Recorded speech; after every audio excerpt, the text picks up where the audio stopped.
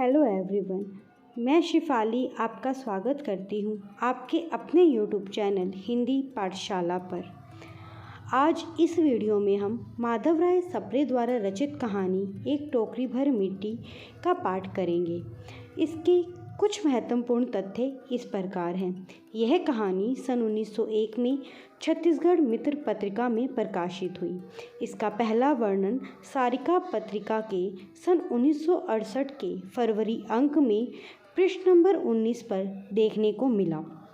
अब हम बात करते हैं इसके मुख्य पात्रों के बारे में। तो वह हैं एक वृद्ध विधवा और एक जमींदार। आइए सुनते हैं माधवराव सप्रे द्वारा रचित कहानी एक टोकरी भर मिट्टी। किसी श्रीमान जमींदार के महल के पास एक गरीब अनाथ विधवा की झोपड़ी थी। जमींदार साहब को अपने महल का हाथा उस झोपड़ी तक बढ़ाने की इच्छा हुई। विधवा से बहुतेरा कहा कि अपनी झोपड़ी हटा ले, पर वह तो कई ज़माने से वहीं बसी थी।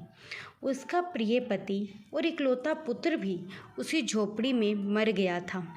पुतोहू भी एक 5 बरस की कन्या को छोड़कर चल बसी थी। अब यही उसकी पोती इस वृद्ध काल में एकमात्र आधार थी।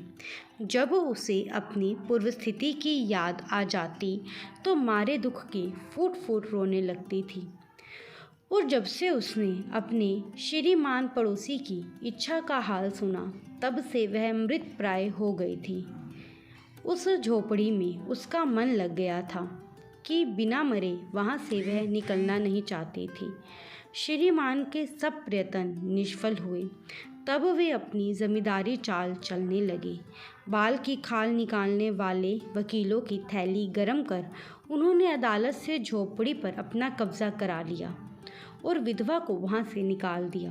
बेचारी अनाथ तो थी ही, पास पड़ोस में कहीं जाकर रहने लगी।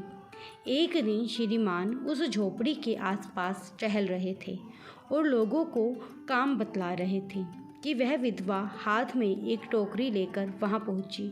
श्रीमान ने उसको देखते ही अपने नौकरों से कहा कि उसे यहाँ से हटा दो, पर वह गिड़गिड़ाकर बोली, महाराज, अब तो यह झोपड़ी तुम्हारी ही हो गई है, मैं उसे लेने नहीं आई हूँ।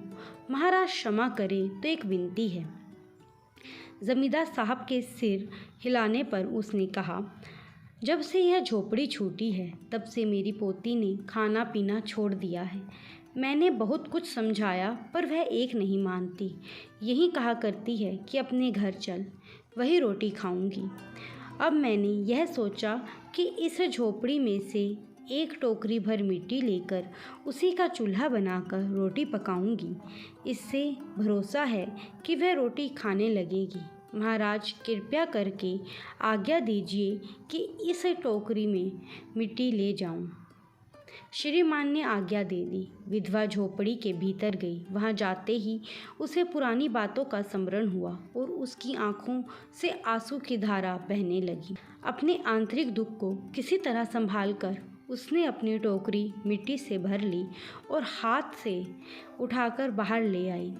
फिर हाथ जोड़कर श्रीमान से प्रार्थना करने लगी, महाराज, कृपया करके इस टोकरी को ज़रा हाथ लगाइए, जिससे कि मैं उसे अपने सिर पर धर लूँ।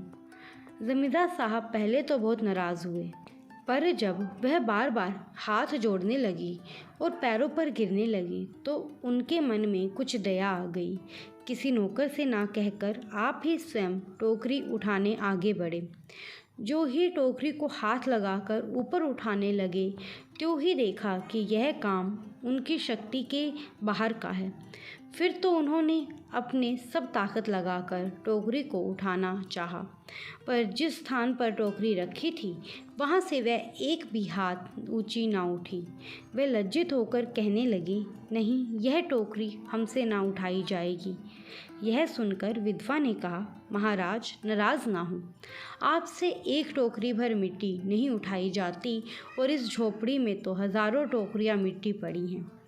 उसका भार आप जन्म भर क्यों कर उठा सकेंगे? आप ही इस बात पर विचार कीजिए। जमींदार साहब धन मत से गर्वित हो अपना कर्तव्य भूल गए थे, पर विधवा के उपयुक्त वचन सुनते ही उनकी आंखें खुल गईं।